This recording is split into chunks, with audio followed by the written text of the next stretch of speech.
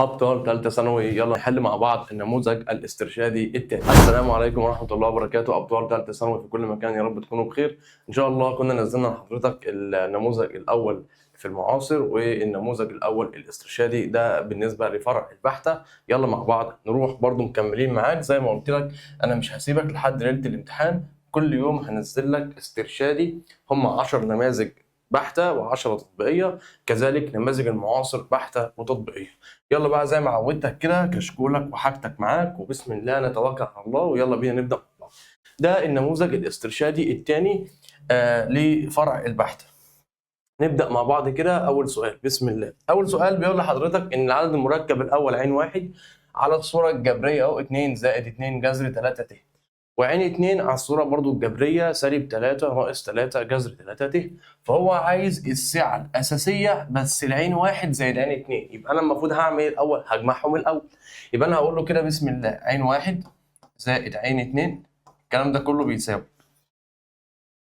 هنجمع حقيقي زائد حقيقي وتخيلي زائد تخيلي، 2 وسالب 3 يبقى سالب 1، و2 جذر 3 زائد سالب 3 جذر 3 الكلام ده هيطلع معايا سالب جذر 3 ت. ما تروحش بقى تحطها في صورة معينة، هو عايز منك الايه؟ الساعة. عشان تجيب الساعة بتروح تجيب السيتا الأول، القانون بتاعنا اللي هو شيفت تان صاد على س اهو جذر 3 على 1، فالكلام ده كله هيطلع لك 60 درجة. بعد كده بتروح تشوف الإشارة، الإشارة عندك سالب وسالب، يبقى ده كده ربع تالت. الربع التالت فاكر كنا بنعمل ايه؟ يا مستر فاكر كنا بنعمل ايه؟ الربع التالت بتاخد السيتا اللي عندك، تطرحها من كام؟ هتقول سالب 180 زائد سيتا اهي، سالب 180 زائد 60، فيطلع الكلام ده كله سالب 120. طب ال 120 ده قياس ايه؟ قياس التيني، هنروح نحطه في القياس الدائري فنضرب في باي على 180 فيطلع الإجابة سالب 2 باي على التلاتة. يبقى هي دي السعة بتاعة السؤال اللي هو الاختيار د. خلاص يا صاحبي؟ تمام. يلا بينا هندسة كده نكمل مع بعض. بسم الله. السؤال اللي بعده يقول لك في مفكوك ذات الحدين قيمة الحد الخالي من س. انت متعود ان هو لما بيطلب منك الحد الخالي من س حضرتك بتروح تجيب ح ر زائد 1، تشتغل بقى عشان تعرف مين هو الحد الخالي من س، بعد كده بتجيب قيمته. 60 ق ر في الاولاني ده هخليه س أس نص اهو، ده الاولاني أس الطرح، في التاني ده هخليه س أس سالب 1 أس اللي تحت. بعد كده بتروح تضرب النص ده فوق وتجمع، يبقى الكلام ده كله بيساوي 60 ق ر في س، اضرب النص فوق يبقى 30 ناقص نص ر في س أس سالب ر. طيب الكلام ده كله بيساوي 60 ق ر زي ما هي في السين، هنجمع بقى الأسس هيبقى 30 ناقص 3 على 2 ر. فهو عايز الحد الخالي من ايه؟ من س، فاخد الأس بتاع السين واساوي الكلام ده كله بالايه؟ بالصفر. يلا هدي الناحيه الثانيه بعكس الاشاره، يبقى 3 على 2 ر بتساوي 30، اضرب هنا في 2 على 3 وهنا في 2 على 3، الكلام ده طار مع ده طار مع ده يتبقى لي الر. 30 على 3 فيها 10، يبقى الكلام ده كله بيساوي ايه؟ 20. كان عرفت ان الر ب 20، يبقى اروح اقول له ان كان الحد الخالي من س هو الحد 21. عوض بقى، انت عايز المعامل تيجي تعوض بتعوض في الجزء ده بس، يبقى 60 ق 20. يبقى الإجابة يا صديقي 60 ق 20. وخلصت المسألة. يلا بينا نروح للسؤال اللي بعده. السؤال اللي بعده هندسة فراغية، وبيقول لحضرتك أنا عندي مثلث اسمه أ ب ج. أ ب1 3 3 ب 0 1 2 ج ب5 و7 و1، فهي إذا كانت د منتصف أ ج. يبقى حضرتك أول خطوة هتعملها هتروح بسم الله كده تروح ترسم مثلث أهو، مثلث عند حضرتك أهو، هنا أ، أو خلي مثلا هنا الرأس بتاعته تبقى ب، وهنا أ وهنا ج. فهو بيقول لحضرتك د منتصف أ ج، أدي الدال أهي، د منتصف أ ج. هو بقى عايز إيه في السؤال؟ عايز معيار ب د. طيب بالراحة كده واحدة واحدة مع بعض. تعالى كده يا صديقي نحط الأرقام على الرسم. الب اللي هي 0 1 و2، والألف اللي هي 1 و3 و3، والجيم اللي هي 5 و7 و1. طبعا حضرتك عشان تروح تجيب ب د المتجهه ب د لازم يكون معاك الب والد عشان تقول د ناقص ب. طب انا معايا ب مش معايا د، طب ما تقدر تجيبها. مش هو قال لك ان د منتصف ا ج، يبقى انا هروح اطبق قانون احداث المنتصف. يبقى د بتساوي احداثي د.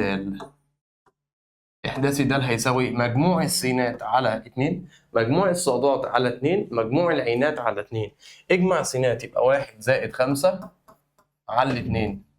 اجمع الصادات يبقى 3 زائد 7 على 2. اجمع العينات يبقى 3 زائد 1 على 2.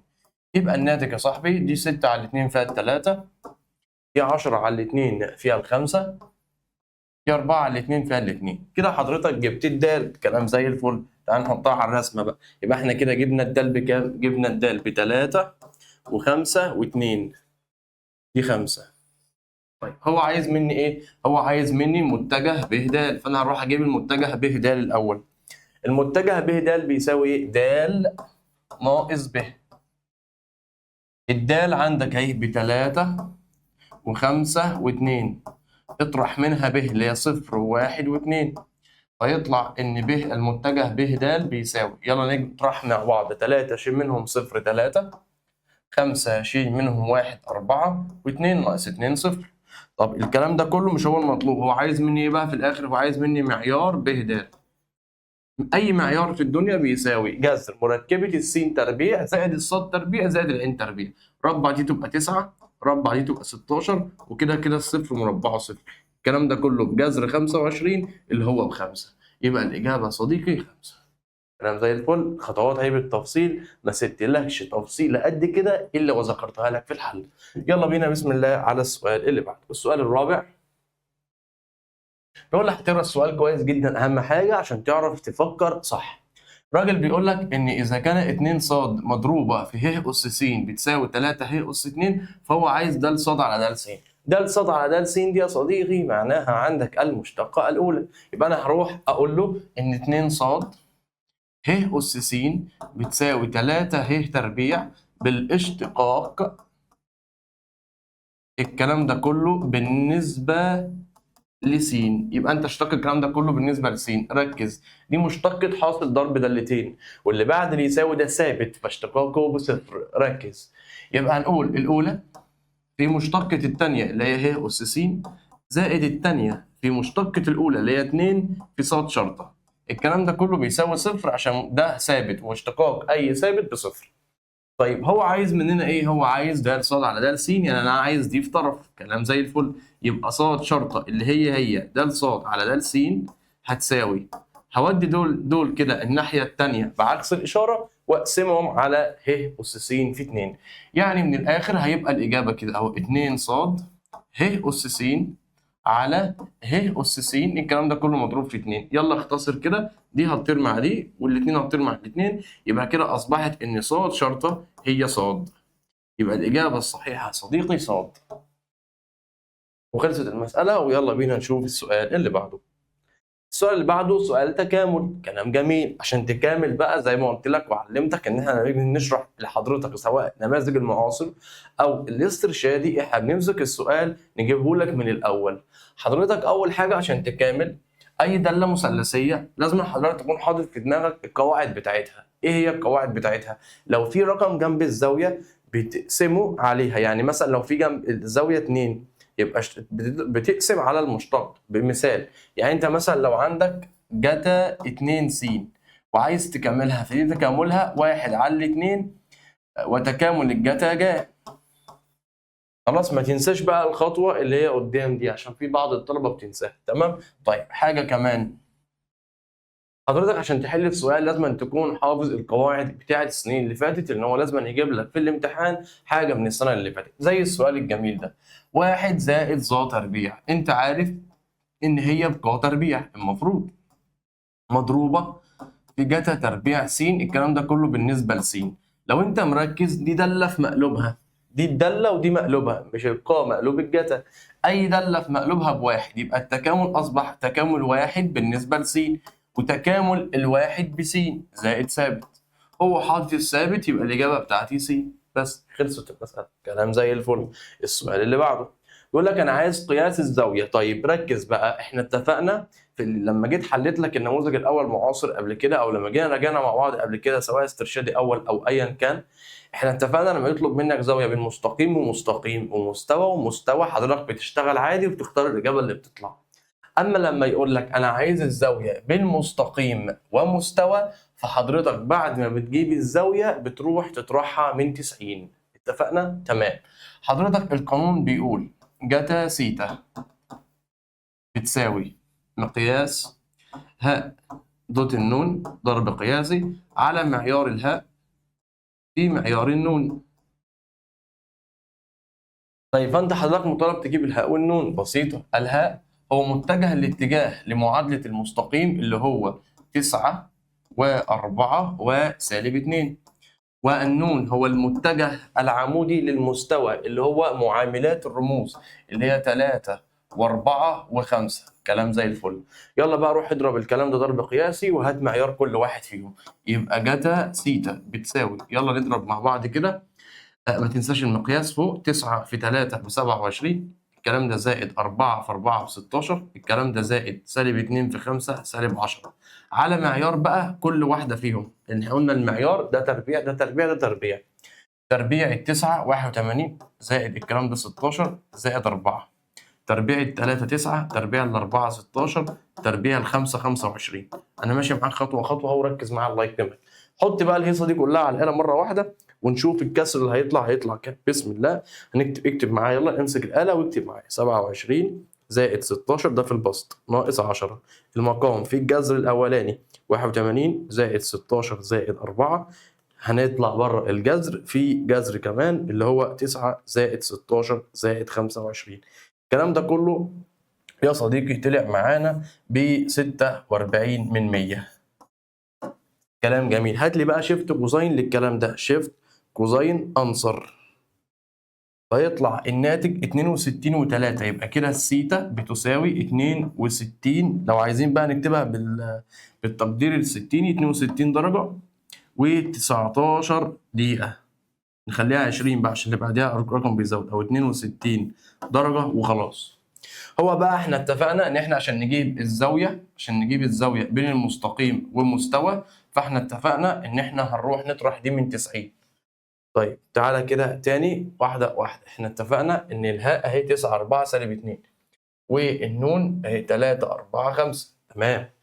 3 في 9 ب 27، 4 في 4 ب 16، 2 في 5 ب 10. تمام. هنطرح الكلام ده من 90، يبقى 90 هنقول بقى 90 ناقص 62، فيطلع الكلام ده كله بكام؟ ب 28 درجة. يبقى دي كده الزاوية بين المستقيم والمستوى. ماشي يا صديقي، يبقى كده الإجابة بتاعتنا كام؟ 28. الطالب بقى المتسرع هيروح يختار 62 وموجودة اهي. طبعا لا، الكلام ده كان امتى؟ لو قال لك مستقيم مستقيم مستقيم ومستوى، يبقى لما مستقيم ومستقيم او مستوى ومستوى. لو قال لك مستقيم مع مستوى لازم تطرح الزاويه من 90. يلا بينا السؤال رقم 7. طبعا انت عارف ان الامتحان بيبقى ماشي بنمط معين، اللي هو اول 10 اسئله بدرجه، بعد كده الثمانيه اللي بعد كده كل سؤال بدرجتين، بعد كده السؤالين المقالي كل سؤال بدرجتين عشان يبقى اجمالي الامتحان كله من 30. ده نظريه ذات الحدين، بيقول لك انا عايز معامل الحد الخامس. كلام زي الفل. فتعال الاول نجيب الحد الخامس. الحد الخامس بيساوي 10 ق 4 في الاولاني اس الطرح في الثاني اس اللي تحت. خرج انت بقى المعاملات كلها بره. يبقى كده ح 5 اهو، معامل ح 5 الكلام ده كله بيساوي 10 ق 4. كده كده الواحد مش هيأثر على الإجابة. ما تنساش إن هنا في معامل هو اللي هو 2 أس 4. س أس 4 دي بقى كأني بحط السين بواحد.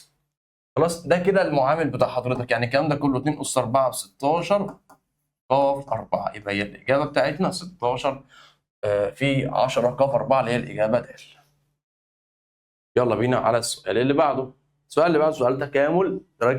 ركز في السؤال كويس. بيقول لك تكامل الكلام ده كله عند دالة الباي بتساوي 2 باي ودالة سالب باي. ماشي، واحدة واحدة كده. في علامة زائد أو ناقص، وزع علامة التكامل عليها.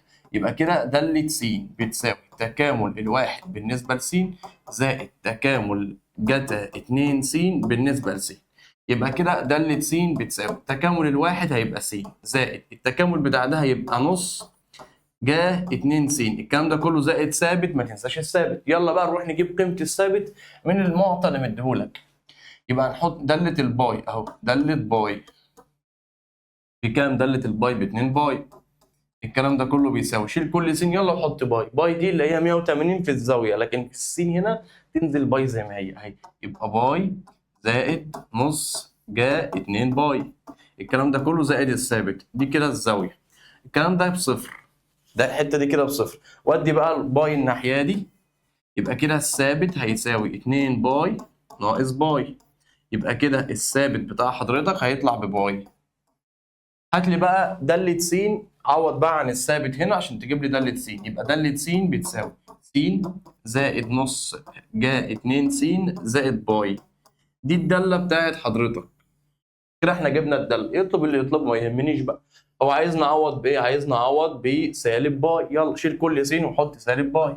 يبقى دالة سالب باي بتساوي سالب باي زائد نص جا 2 في سالب باي دي كده الزاوية زائد باي.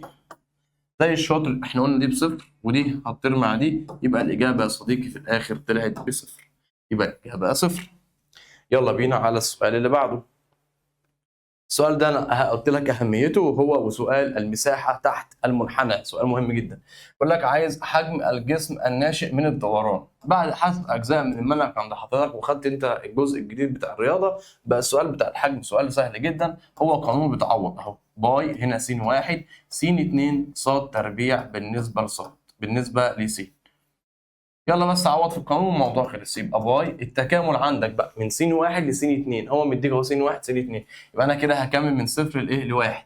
فين الداله اللي هكملها؟ اهي ربعها يبقى جذر س. الكلام ده كله تربيع بالنسبه لس. ده يا صديقي سؤال في اخطر، فانت مش محتاج تعمل خطوات وتكمل وتعمل الكلام ده. حط الكلام ده على الاله واللي يطلع حط له باي. يلا بينا نحط الكلام ده على الاله واللي يطلع حط له باي. يبقى هنعمل علامة التكامل، علامة التكامل بتاع حضرتك أهي، وهنكتب أهو جذر. طبعا الجذر طار مع الأس فهيتبقى س. طيب الكلام ده كله هيبقى هنا ألفا قوس يمين أهو، وهنكتب بقى حدود التكامل اللي هي من صفر لواحد. الكلام ده كله هيطلع نص، وفي عندك باي في الأول، يبقى الإجابة في الآخر هتبقى نص باي. الكلام ده مش هيجي مع حضرتك لو انت قاعد تتفرج عليا بس. انت عارف ان انت كعلم رياضه، عارف ان الرياضه ماده وتطبيق، فلازم أن تكون قاعد بتحل سؤال سؤال. ركز في السؤال اللي بعده. سؤال حلو جدا. عايز بس الطالب يكون حافظ ان انا لما يكون عندي الاساس هنا هو ده، دول بيروحوا مع بعض. فكده اصبحت ان داله السين بتساوي س تربيع زائد 80. هو عايز ايه؟ عايز النقطه صغرى محليه عظمى محليه. جميل، خلاص روح اشتق. هات المشتقه الاولى، ده اشتقاقها 2 س يساوي الكلام ده بصفر، فتطلع الس بصفر. كلام زي الفل. عشان تعرف بقى هي صغرى ولا عظمى، قلت لك بتروح تختبر اشاره د المشتقه الثانيه. لو طلعت موجبه يبقى صغرى، لو طلعت سالبه تبقى عظمى. لما تيجي تجيب المشتقه الثانيه تبقى ب2، الكلام ده اكبر من الصفر، يبقى انا كده عرفت انها قيمه ايه؟ صغرى محليه. طب عند مين؟ انا عندي السين بصفر، عايز صاد، عوض بقى هنا. هتبقى صفر تربيع بصفر زائد 8 8، يبقى صفر و8 وايه؟ وصغرى محليه اهي. صفر و8 والاجابه صغرى ايه؟ محليه. سؤال جميل. السؤال اللي بعده بدأنا بقى في الأسئلة الموضوعية الاختيار المتعدد، كل سؤال بإيه؟ بدرجتين، فهتلاقي ليفل المسائل عالي شوية. ركز بقى معايا، يلا بسم الله. بيقول لك إذا كان مستقيم لام واحد بكده وعمودي على، خلاص إحنا اتفقنا إن عمودي على معناها إنك أنت هتروح تضرب هاء واحد دوت هاء 2 ضرب قياسي وتساوي الكلام ده بصفر. يلا هات لي بقى هاء واحد اللي هي هتبقى سالب 8 و5 و2 دوت 2 وكاف وميم، الكلام ده كله بصفر. سالب 8 في 2 بسالب 16 زائد 5 كاف زائد 2 ميم، الكلام ده كله بصفر. انا عايز دي في طرف، فهودي ال 16 بعكس الاشاره، يبقى 5 كاف زائد 2 ميم بتساوي موجب 16، وهو المطلوب، يبقى الاجابه 16. سؤال زي الفل. يلا بينا نخش على السؤال اللي بعده. سؤال 12 بيقول لحضرتك الداله دي معرفه بقاعدتين. مره لما بتكون س اصغر من الاثنين وس اكبر من او يساوي 2، وبيقول لك انها متصله، يعني الداله من جهه اليمين بتساوي الداله من جهه اليسار بتساوي الداله عند الاثنين. طيب يقول لك فإن تكامل من 0 ل 6 للدالة. خلي بالك إن أنت كده هتكمل مرتين، ليه بقى؟ عشان أنت عندك الاتنين موجودة أهي، يبقى أنت هتكمل مرة أهو من 0 ل 2 دالة س بالنسبة لس، زائد التكامل من 2 ل 6 لدالة س بالنسبة لس. طيب فين الدالة اللي أنا أقدر أكملها من 0 ل 2؟ اللي هي الدالة اللي فوق، يبقى أنا كده هكمل من 0 ل 2 الدالة دي اللي هي س تربيع زائد 4 بالنسبة لس. طب اشمعنى؟ من 0 ل 2 يعني 0 1 كده أصغر من الاتنين أهي، دي اللي أصغر من الاتنين ماشي، عشان الأرقام اللي هي في حدود التكامل ينفع أعوض بيها في قيمة س هنا. تمام، زائد التكامل من 2 ل 6، من 2 ل 6 أنا أكبر من الاتنين أهي، أكبر من الاتنين، يبقى هنا يبقى 30 ناقص 11 س، الكلام ده كله بالنسبة لس. حط بقى الهيصة دي كلها على الآلة، هتطلع معاك الإجابة في الآخر سالب 136 على التلاتة، هتطلع سالب 136 على كام؟ على التلاتة. يلا بينا السؤال اللي بعده. بيقول لك إذا كان المستقيم، الخط المستقيم ده يوازي المستقيم ده. طب ما احنا عارفين إن أنت هتروح تجيب برضو هاء دوت النون، الكلام ده كله هتساويه بالصفر عشان تجيب قيمة ألف. بسيطة، يلا هات الهاء. الهاء هنا تبقى 1 و2. ركز بقى، ركز ليه؟ مش دي اكنها س على 1 ودي اكنها ص على الاتنين ودي اكنها عين على 1. احنا بناخد الارقام اللي تحت، مالناش دعوه باللي فوق، ها؟ مش بناخد المعاملات، دي معادله خط مش معادله مستوى. المستوى هو اللي بتاخد المعاملات فاصحى. يبقى كده 1 و2 و1، ها؟ ركز، 1 و2 و1 دوت. هات لي بقى النون، النون هي اللي بتاخد المعاملات 1 و2 والف. الكلام ده كله بايه؟ بصفر عشان حاصل الضرب القياسي. 1 في 1 بواحد، 2 في 2 ب4 زائد ألف، الكلام ده كله بيساوي صفر. دول مجموعهم 5 وأديها بعكس الإشارة، يبقى ألف بسالب 5. ماشي، سؤال التركية بتاعته في حتة 1 على 2 دي، ها؟ ركز وأنت بتحل. طيب السؤال رقم 14 بيقول لك إذا كان معادلة الخط المستقيم ده ومعادلة الخط المستقيم ده، فهو عايز معادلة المستوى اللي بيحتويه. بص، فلنفترض إن ده مستوى، بص كده ده مستوى أهو، في خط مستقيم أهو وفي خط مستقيم أهو بيحتويهم. فانا هعمل ايه؟ فانا هروح اجيب نقطه من المستقيم ده ونقطه من المستقيم ده، تمام كده، واروح اضربه ضرب اتجاهي مع الهاء بتاعتهم، ما هم المستقيمين دول متوازيين، خلي بالك. طيب عشان اجيب النون هروح اجيب اول حاجه نقطه على المستقيم الاول، فافرضها بالف اهي، اللي هي دي اللي هي 4 و3 و1، وفي نقطه على المستقيم الثاني اللي هي اسميها ب 5 و1 و1. خلاص، هعمل ايه بقى في أ ب؟ هروح أجيب متجه اتجاه اللي هو أ ب بيساوي ب ناقص أ.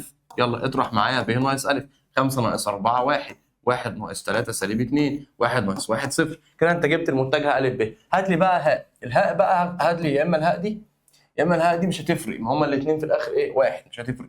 يبقى سالب 2، أنا هاخد الهاء اللي فوق، سالب 2 و1 و3.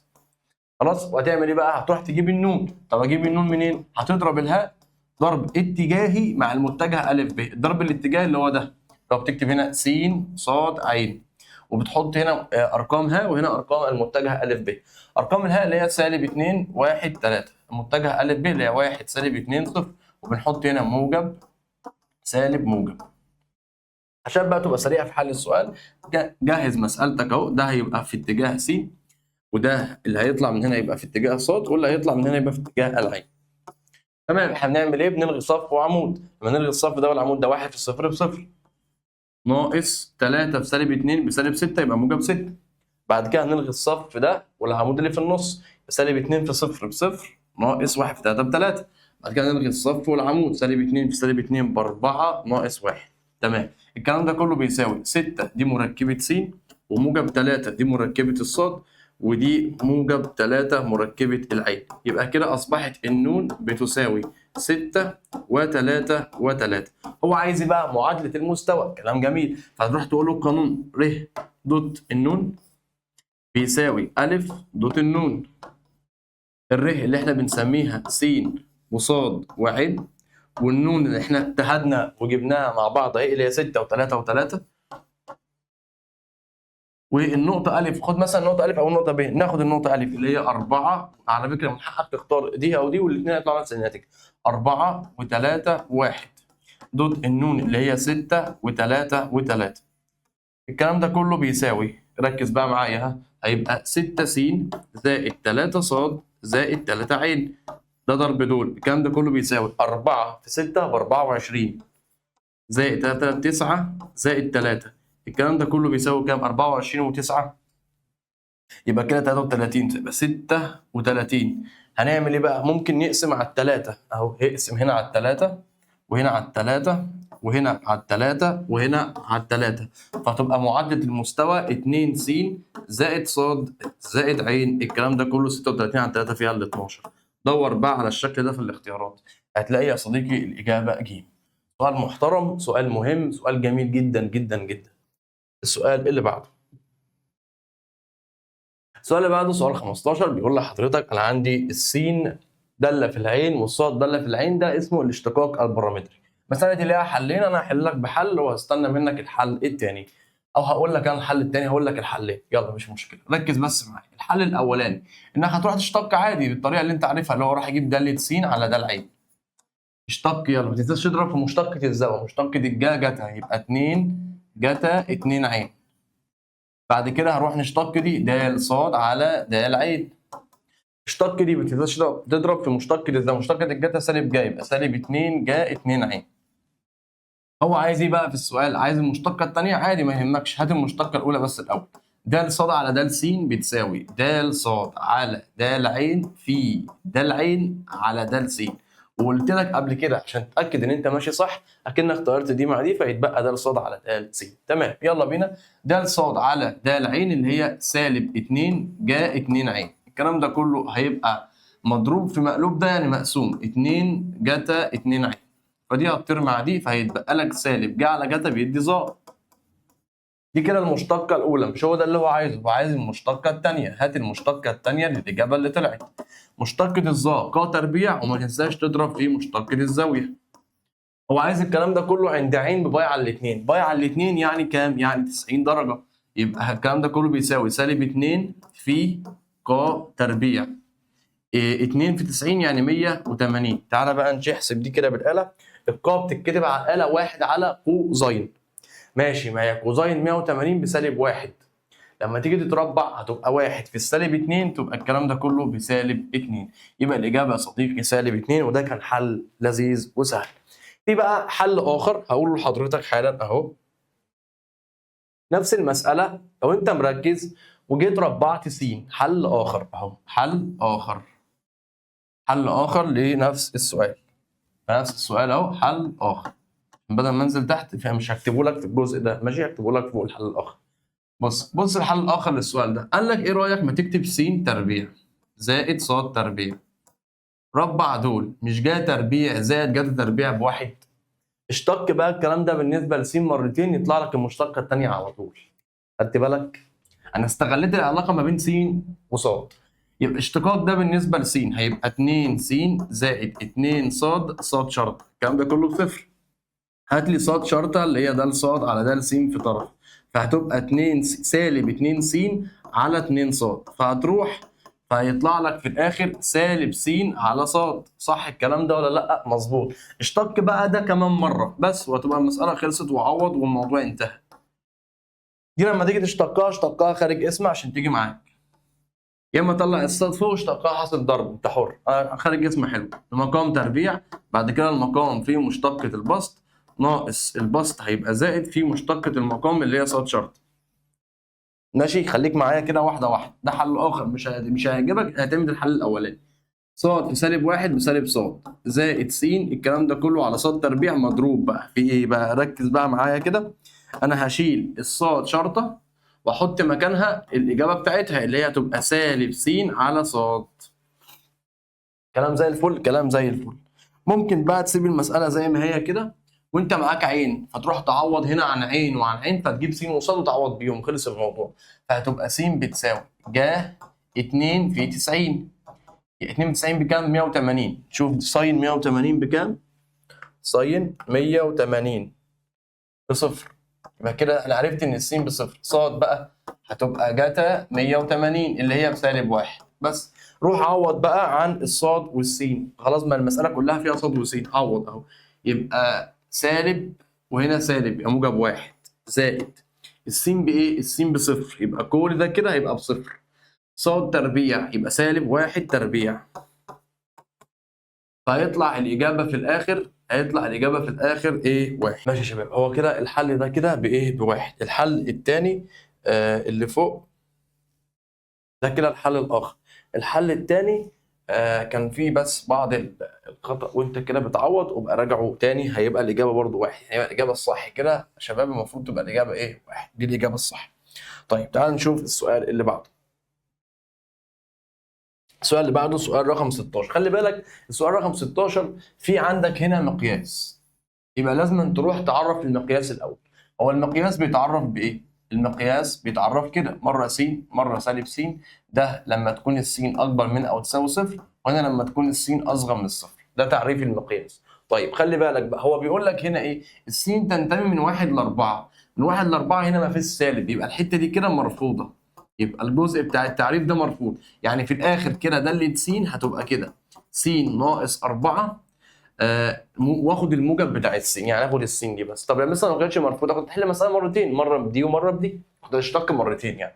خلاص اضرب السين بقى هنا تبقى س تربيع ناقص 4 س. يلا نشتق بقى، ده شرطه س. خلاص دي المساله اللي انت هتشتقها، اشتقاقها 2 س ناقص 4، هنساوي الكلام ده كله بصفر، فتطلع السين ب 2. يبقى كده بعد اما يكون عندك صغرى مطلقه او عظمى مطلقه، قدرك بتروح تعوض ببدايه الفتره ونهايه الفتره والرقم اللي عندك. يبقى انا اروح اعوض بداله الواحد، واروح اعوض بداله الاثنين، واروح اعوض بداله الاربعه، وبعد كده اشوف اصغر حاجه. داله الواحد هتعوض هنا، يبقى 1 تربيع ناقص 4 في 1، فيطلع سالب 3. بعد كده 2 تربيع ناقص 4 في 2، فتبقى 4 ناقص 8، فهيطلع سالب 4. بعد كده 4 تربيع ناقص 4 في 4، فدي هتبقى 16 ناقص 16، فيطلع بصفر. هو عايز اصغر قيمه، فاصغر قيمه اكيد اللي هي مين؟ اللي هي سالب 4. هو عايز الصغرى المطلقه، يبقى اصغر رقم يا جماعه اللي هو كام؟ سالب 4. ماشي يا هندسه كده، يلا بينا على السؤال اللي بعده.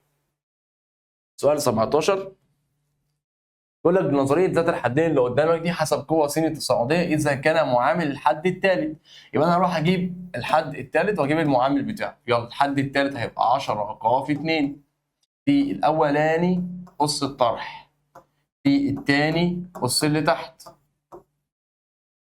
حضرتك عايز ايه من الكلام ده؟ عايز المعامل. كلام جميل. يبقى 10 ق في 2، والواحد كده كده مش هيأثر، في ج قص 2.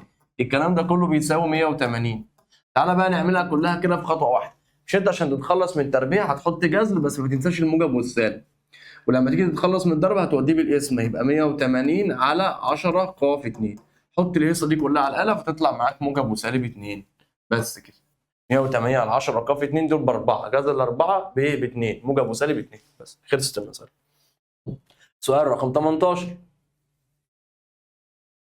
يقول لك اذا كان الشكل المقابل يمثل منحنى ده لشرطه. خلاص ده منحنى ده لشرطه، كلام جميل. هو عايز ايه بقى؟ عايز محدب لاعلى، يبقى انا كده عايز المشتقه الثانيه. ركز بقى معايا كده واحده واحده. يبقى انا هروح ابحث اشاره المشتقه الثانيه. عشان تبحث اشاره المشتقه الثانيه من المشتقه الاولى، روح شوف التناقص والتزايد. بص كده من على الرسمه كده، دي كده بتنقص اهي، بتنقص وكده بتزيد. حصل الكلام ده عند مين؟ عند الاثنين. كلام جميل. يبقى عند الاثنين هنا بتنقص، يبقى التحدب، يبقى زعلان، يبقى كده التحدب لاعلى. وهنا موجب، يبقى فرحان، يبقى التحدب لاسفل. هو عايز التحدب لايه؟ لاعلى. يبقى من هنا لهنا، يبقى من سالب ما لا نهايه لاثنين الاجابه. خلاص على طول. مجرد يبقى اي مساله ما اديكش مشتقه اولى، عايز المشتقه الثانيه، شوف التناقص والتزايد. طيب لو هو مثلا في مساله ثانيه كان عايز التزايد والتناقص، بس زي ما قلت لك احنا مش بنشرح الاسترشادي وخلاص، احنا بنفهمك دروس المنهج بالمره. فحضرتك لو انت مركز بقى، لو انت مركز عشان تجيب ده شرطه س اهو، عند الواحد وعند الثلاثه، مالناش دعوه بالاثنين اهو. يبقى عند الواحد وعند الثلاثه. عند الواحد المنحنى لفوق يبقى شغال موجب، يبقى كده بيزيد. بين الواحد وبين الثلاثه نزل تحت يبقى سالب، يبقى بينقص. عند الثلاثه منحنى لفوق يبقى موجب، يبقى بيزيد. يبقى هنا تزايد تناقص تزايد. ده لو كان بيسألك على فترات التزايد والتناقص، اتفقنا؟ لكن شغال تحدب اعلى ولا اسفل، خلاص الموضوع زي الفل كده. تمام. السؤال اللي بعده دخلنا على المقالي. بسم الله. يلا السؤال اللي بعده يقول لك ثالثا الاسئله المقاليه، كل سؤال بدرجتين، واحده واحده كده وركز بقى معايا. السؤال ده سؤال اعداد مركبه، بيقول لحضرتك ان مقياس العين ب 8 فاوجد السعه. كلام زي الفل. اول حاجه تعالى نروح نجيب اول حاجه الايه المقياس بتاع العين بيساوي جذر 1 تربيع زائد جذر 3 تربيع. الكلام ده كله هيطلع بايه؟ ب2. حط بقى للكلام ده اس ن، بس لما تيجي تحل بقى السؤال هتكتبها كده عين اس ن. تعالى نعملها كده بالصوره المثلثيه عشان نجيب السعه اهو. 2 اس ن مضروبه في جتا، عايزين بقى السيتا اللي هتطلع اضربها في ن عشان في اس عندك، زائد ت جا السيتا اضربها في ن. طب اجيب السيتا منين؟ ما انت عارف ان السيتا بتساوي شيفت تان صاد على س، يعني اقسم الصاد على السين وانت شغال في الربع الاول فانت شغال مظبوط. يبقى هيطلع بكام؟ هيطلع ب 60. يبقى هنا 60. خلاص يا صديقي؟ طيب كلام جميل. عايز اعرف بقى النون دي بكام؟ بسيطه، ما هو قال لك المقياس ب 8، فاروح جاي قايل له ان 2 اس ن بتساوي 8، فال8 دي عباره عن 2 اس 3، اساس بيساوي اساس يبقى اس بيساوي اس. يبقى انا كده عرفت ان السعه بتساوي، اضرب بقى 60 في النون يبقى 60 في 3 ب 180 درجه، ودي السعه بتاعتك والسؤال خلص. المساله اللي بعديها بيقول لك انا عايز ميل المماس. طب يا صديقي ما انت عارف في المنهج ان ميل المماس بيساوي المشتقه الاولى اللي هي د ص على د س. طب خلاص روح اشتق اللو، بيبقى مشتقه الداله على الداله. مشتقة اللي جوه القوس 1 زائد 5 على س على اللي جوه القوس نفسه س زائد 5 لو س الاساس هي. انا كده اشتقيت جبت ميل المماس. هو عايزها عند س بواحد، تروح هي الاثنين عوض يلا، يبقى 1 زائد 5 على 1، وتحت هيبقى 1 زائد 5 لو 1 الاساسي. الكلام ده بصفر. ليه؟ اكتب على الاقل لو 1 الاساسي يطلع بصفر. طب لو هي دي بتتكتب ازاي؟ لن 1 هتتكتب معاك. طيب الكلام ده فوق ده ب6 على 1 يبقى الكلام ده كله ب6، فنيجي نقول له كده اذا ميل المماس يساوي 6. وبكده يا صديقي نكون خلصنا النموذج الاسترشادي الثاني للفرع البحتة. اشوفكم في النموذج اللي بعده، والسلام عليكم ورحمة الله وبركاته.